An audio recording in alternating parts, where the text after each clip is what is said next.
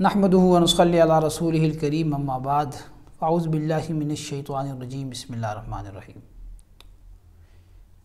ایک سوال جو عید کے حوالے سے روزہ رکھنے کے متعلق ہے کہ وہ یہ کہ عید کے دن روزہ رکھا جا سکتا ہے یا نہیں رکھا جا سکتا۔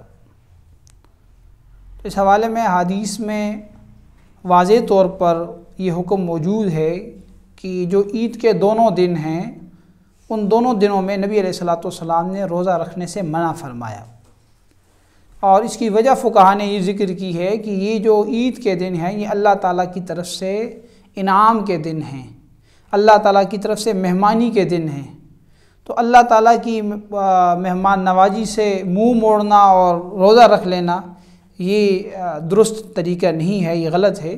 اس لیے نبی علیہ الصلوۃ والسلام نے منع فرمایا، اور فقہا نے عیدین کے دن یعنی عید الفطر کے دن اور عید الاضحیٰ کے دن روزہ رکھنے کو ناجائز قرار دیا ہے۔ اور اسی طرح عید الاضحیٰ کے بعد کے جو 3 دن ہیں جس کو ایام تشریق کہا جاتا ہے، ان دنوں میں بھی روزہ رکھنے سے منع کیا گیا ہے۔ تو یہ سال میں 5 ایسے دن ہیں جس میں صراحت کے ساتھ روزہ رکھنے کو ناجائز قرار دیا گیا ہے۔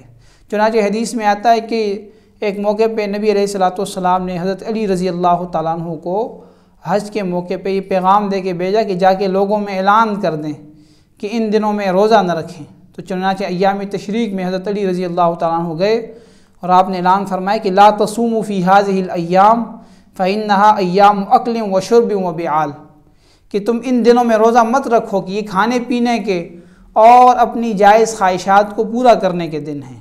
تو اس لیے عیدین کے دن روزہ رکھنا، عید الفطر کا دن ہو یا عید الاضحیٰ کا دن ہو یا عید الاضحیٰ کے بعد 3 دن ہو 11، 12 اور 13، یہ ایام تشریق کہلاتے ہیں، ان دنوں میں روزہ رکھنا ناجائز ہے۔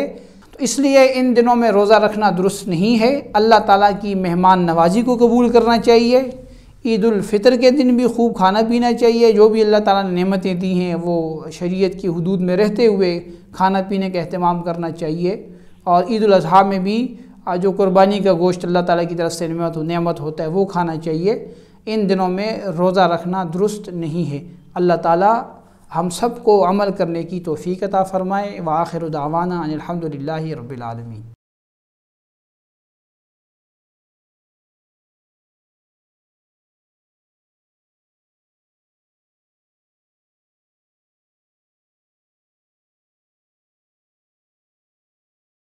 آذان میڈیا ہاؤس کو سبسکرائب کریں اور بیل کے آئکن کو پریس کریں تاکہ آپ ہماری تمام آنے والی ویڈیوز کو دیکھ سکیں۔ جزاکم اللہ۔